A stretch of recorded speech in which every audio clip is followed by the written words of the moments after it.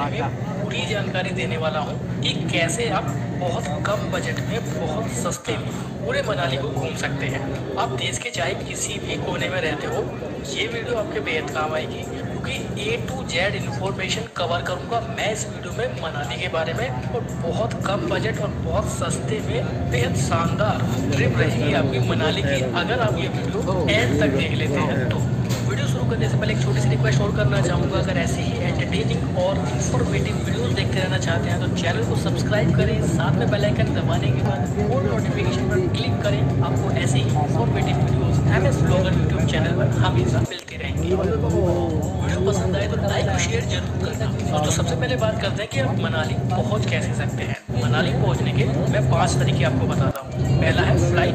मनाली का जो nearest airport है मनाली एयरपोर्ट जो भुंतुर में स्थित है, वहाँ से कुल्लू का डिस्टेंस 10 किलोमीटर और मनाली का डिस्टेंस 50 किलोमीटर है, लेकिन बहुत एक्सपेंसिव हो जाता है फ्लाइट से मनाली पहुँचना। मैं आपको सबसे सस्ता तरीका बताऊंगा। दूसरा तरीका है रेलवे। नियरेस्ट रेलवे स्टेशन है चंडीगढ़, पठानकोट और कालका। चंडीगढ़ से मनाली की दूरी 291 किलोमीटर, पठानकोट से 298 किलोमीटर, वहीं कालका से 285 किलोमीटर है। अगर आप ट्रेन से आने के इच्छुक हैं तो आप देश के किसी भी कोने से इन दोनों में से किसी भी सिटी में पहुंच सकते हैं। वहां से आपको बसेस के ऑप्शन मिल जाएंगे। अगर आप वॉल्वो बस चाहते हैं तो वो भी अवेलेबल है, जिसके चार्जेस 1000 रुपये से 2000 रुपये तक रहेंगे। चाहे ऑर्डिनरी बस ले सकते हैं हिमाचल प्रदेश की, जिसमें 500 से 600 रुपये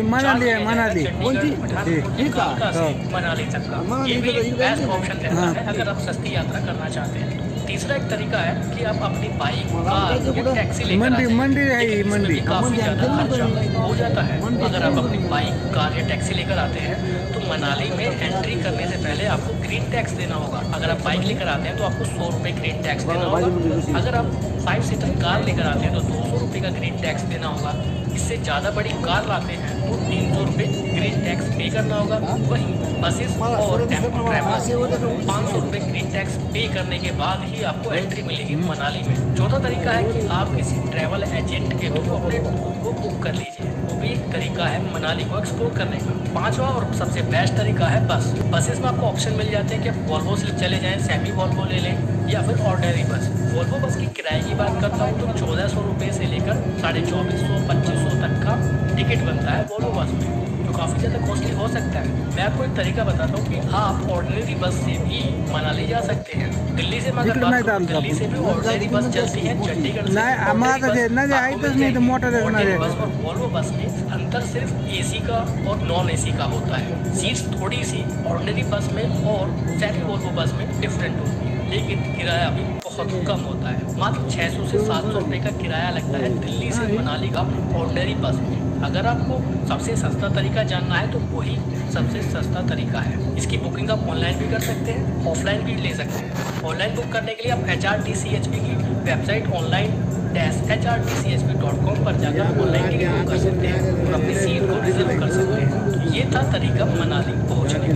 5 अलग अलग तरीके मैंने मनाली पहुंचने के बताए। जो आपको बेस्ट लगे आप वो कर सकते हैं। आप देश के किसी भी कोने में हो, आप इन्हीं 5 में से किसी एक तरीके से मनाली पहुंचेंगे। चॉइस आपकी, बजट आपका। दूसरी चीज़, मनाली पहुंचने के बाद आती है माइंड में होटल। होटल बुक करने के भी 3 अलग अलग तरीके हैं। आप ऑनलाइन होटल बुक कर सकते हैं। ऑनलाइन अगर आप अभी भी चेक करेंगे तो 1000 रुपये से लेकर मैक्सिमम रुपये तक के होटल आपको मनाली में देखने के लिए मिल जाएंगे। और अगर आपने किसी ट्रैवल एजेंट के थ्रू पूरा टूर बुक किया है तो वो अपने होटल में आपको स्टे कराएंगे।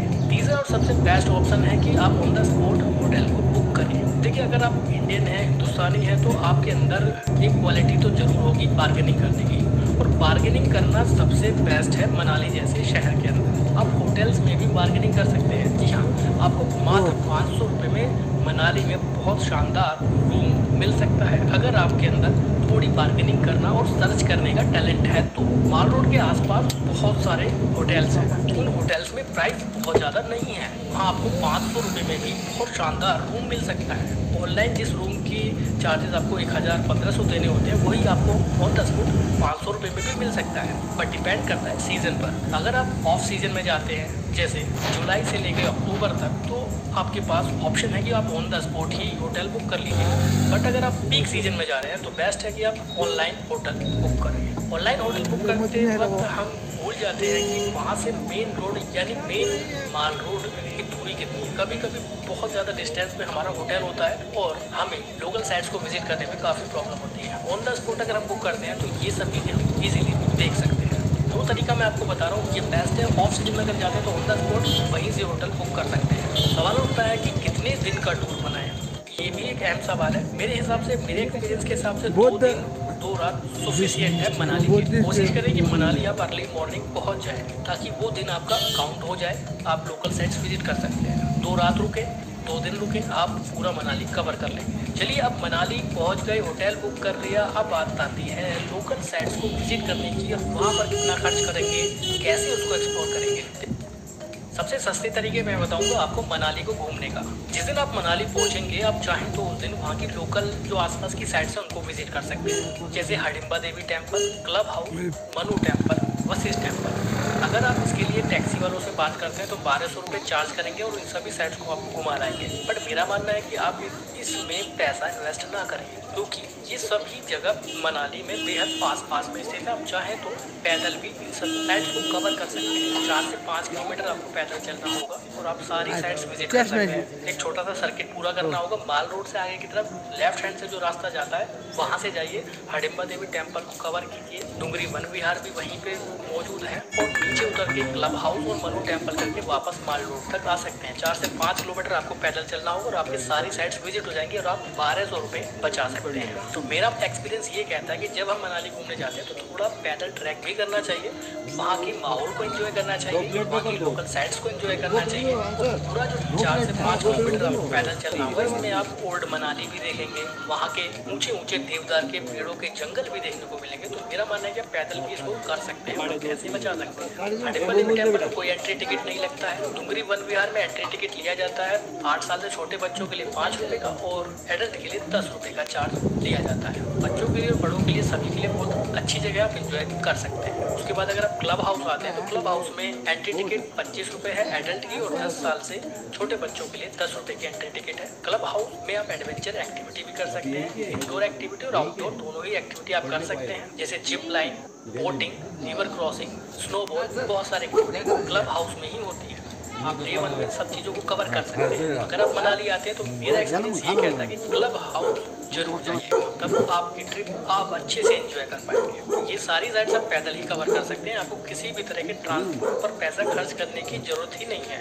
डे 2 में आप सोलांग वैली जा सकते हैं। बेस्ट और सबसे अच्छा ऑप्शन है कि आप सोलांग वैली भी जाएं। सोलांग वैली जाने का क्या तरीका है, अगर आप टैक्सी हायर करते हैं तो 1200 रुपये वो चार्ज करेंगे राउंड ट्रिप का।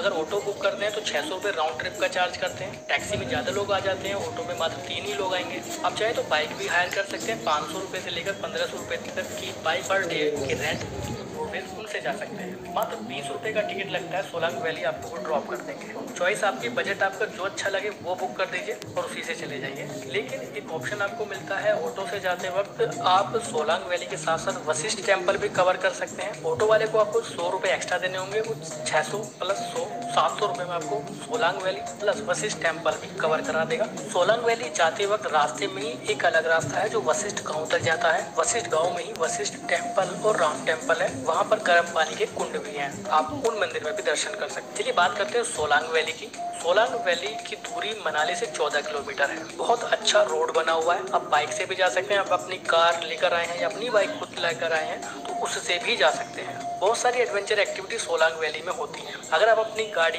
कार, बाइक कुछ लाए हैं तो कोई पार्किंग शुल्क सोलांग वैली में आपको नहीं देना पड़ेगा। रोड साइडेड पार्किंग है, वहीं पे खड़ी करनी होगी और आप सोलांग वैली में एंजॉय करने जा सकते हैं। अगर आप स्नोफॉल के सीजन में आते हैं तो बहुत सारी एडवेंचर एक्टिविटी वहाँ पर एक्टिवेट हो जाती हैं, जैसे स्कीइंग। 2000 रुपये चार्ज लिया जाता है पर कपल का, जिसके साथ guide plus snow dress available होती है। अगर आप सिर्फ स्नो ड्रेस लेना चाहते हैं तो 250 रुपये देना होगा आपको। स्नो ड्रेस प्लस शूज आपको दिए जाएंगे, आप बर्फ में एंजॉय कर सकते हैं। इसके अलावा अगर आप पैराग्लाइडिंग करना चाहते हैं तो 1600 रुपये शॉर्ट हाइट पैराग्लाइडिंग का चार्ज है और ज़्यादा हाइट से आप पैराग्लाइडिंग करना चाहते हैं तो 3200 रुपये चार्ज लिया जाता है। रोप वे सोलांग वैली में अवेलेबल है, 650 रुपये है रोप वे का चार्ज राउंड ट्रिप का। बट मेरा एक्सपीरियंस ये कहता है कि जो भी चीज़ें आप बुक करते हैं